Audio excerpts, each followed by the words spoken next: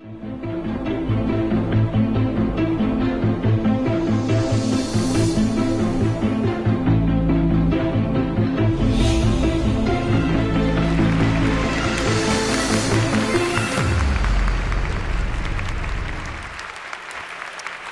right, so I was told to sit on this red dot or stand on it, and I can't do it. And anyone behind the lights, can I get the house lights turned up a little bit? Tiny bit more? I have to be able to see your face. I have to be able to connect. I go crazy if everyone's lights on me. I don't know how I got chosen to go after her, but I'm not feeling good about myself right now. I just got lit up. I had a little bit of confidence, and now my heart's pounding because she is amazing. Where did she go? Wow, okay. So how do I top that? I'm going to talk to you really quickly about the movement of pay it forward. It's simply doing something nice for someone, asking nothing in return, but they do it for someone in the future. You give them the ability to do what you just did for them. There's no giver, there's no receiver. It's a level playing field. In the year 2000, I was 20 years old at the time. I was a typical teen. I didn't like my parents. I didn't like my boss. I was the smartest guy on the planet. No one else could do anything but I could. I saw the movie. The fact that I could do something nice for someone and I didn't have to wait for them to return it, I could do something for an adult, I could do something for someone that could literally impact millions of people months, years down the road, really spoke to me. I loved the fact that it had no religious affiliation, it had no political affiliation, it had no color of skin affiliation, had no age affiliation. This, to me, is the one thing on the face of this planet that all 7 billion people can be a part of. Now, I had a business at the age of 15. I was given the ability to go to a company, work my way up, and at the age of 23, I took the business over. The typical American dream that I saw on TV in those advertisements was, as soon as I got that car, I would be happy. As soon as I got that house, I'd be happy. As soon as I got that white picket fence, I'd be happy. I got it all. I had more money than 99.9% of the people on the face of this planet, and I was supposed to be happy. But I would sit on the edge of my bed, in tears, talking to my wife, wondering what the hell happened. 18 months ago, having everything that probably everyone in this room wants, security, happiness, money, cars, I walked away from my business. April 1st of last year, which just so happens to be April Fool's, so everyone thought I was joking, I walked away from tens of millions of dollars. Now let me give you a side note real quick. Even with my business and everything I had, I lived at home till I was 28. I lived at home with my parents in a little 1,000-square-foot home because I'm a mama's boy.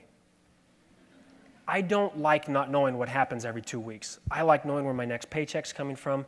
I like to be around people who make me comfortable. I like security. I'm a pansy. The reason I tell you that is for me to do what I did and leave last April is insanity. Absolute insanity. But I'm sure many of you have heard this quote from Einstein. The definition of insanity is doing the same thing over and over again and expecting different results. Now, every year, okay, I got 4 minutes and 30 seconds. I got tons of time. Every year, the wealthy, the powerful, and the corporations cut the same checks to the same charities, to the same world problems, to the same countries, to the same people. And yet, statistically, those problems continue to get worse. Guess what we're going to do in January? The same checks are going to be cut by the same people, to the same organizations, to the same groups, to the same problems. Nothing's going to change. This movement doesn't ask you for your money. This movement doesn't ask you to change your diet. This movement doesn't ask your parents to change their job that they don't like. This movement really doesn't ask you anything. It simply requests that you wake up tomorrow and be a tiny bit nicer than you were the day before. That's it. Now, I don't play. I wish I played the piano. There's a guy coming up later today who's got a bunch of gadgets, and all these people that are speaking are unbelievably smarter than I am. We need simplicity. Everyone talks about this. Everyone talks about Facebook. Everyone talks about Twitter. It is ripping the soul out of our society.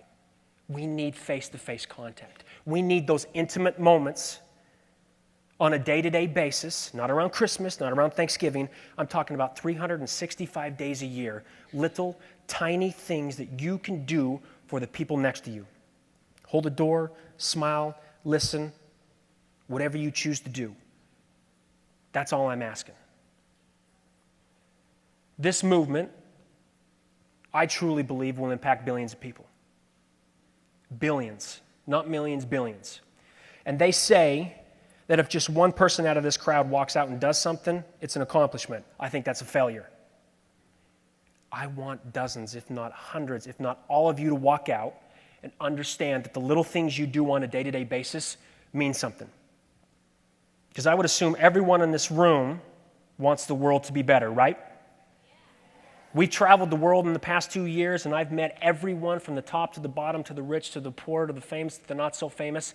The one thing that is, how would you use English, which is my first language, which I can't think of right now?